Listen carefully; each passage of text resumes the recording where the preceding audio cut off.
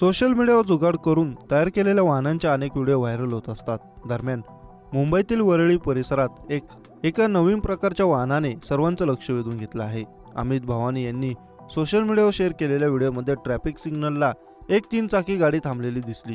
ती इतर सामान्य वाहनांसारखी दिसत नव्हती। हे कार, बाईक किंवा रिक्षा यांची हटके कॉम्बिनेशन असलेले वाहन होते। हे वाहन भविष्यातून आल्यासारखे दिसत होते। याला नेटकरी बॅट मोबाईल असे म्हणत आहेत। बॅट मोबाईल ही सुपर हिरो बॅटमॅनने चालवलेली काल्पनिक कार आहे।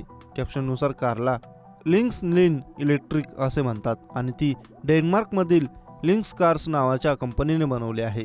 यात छान डिझाईन आणि काही स्मार्ट वैशिष्ट्य आहेत, ज्यामुळे ती खरोखर वेगळी बनते। आपल्याकडे अजूनही उडत्या कार्स नसल्या तरी भविष्यात आपल्याला नक्की पाहायला मिळतील, पण सध्या ही 3 चाकी कार अजूनही खूपच आश्चर्यकारक आहे। ही कार लोक वळून पाहतात आणि वा असे म्हणतात।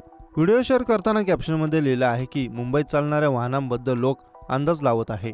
हे लिंक्स कार्स या डॅनिश कंपनीचे लिंक्स लेन इलेक्ट्रिक नावाचे 2 आसानी 3 चालकांचे टिल्टिंग वाहन आहे। कारची किंमत 35,000 युरो किंवा 31 लाख रुपये आणि आयात खर्च मिळून आहे। या कारचा व्हिडिओ ऑनलाईन खूप लोकप्रिय झाला आहे। फक्त एका दिवसात 141,000 पेक्षा जास्त लोकांनी ते पाहिले।